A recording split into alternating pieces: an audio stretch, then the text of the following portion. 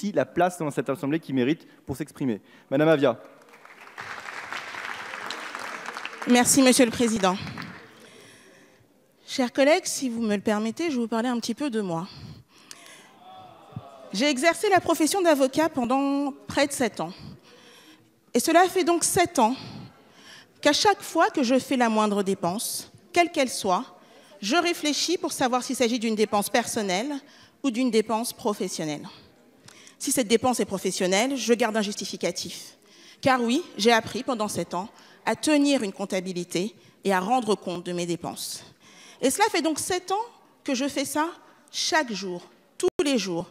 Et je suis loin d'être la seule, puisque toutes les professions libérales, tous les indépendants, commerçants, artisans, chefs d'entreprise et de très nombreux salariés doivent justifier des sommes engagées dans le cadre de leur exercice professionnel.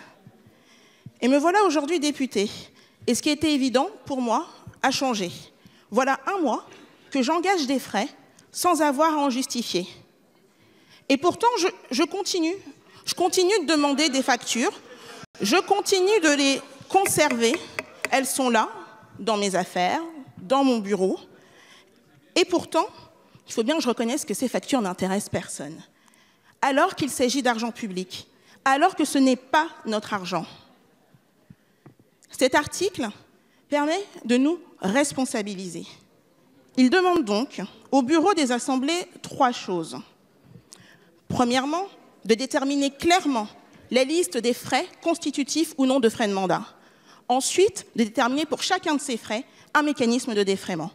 Et enfin, d'organiser le contrôle de ces dépenses qui devront être justifiées.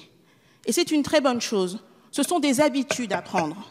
Alors j'entends les inquiétudes, mais on peut être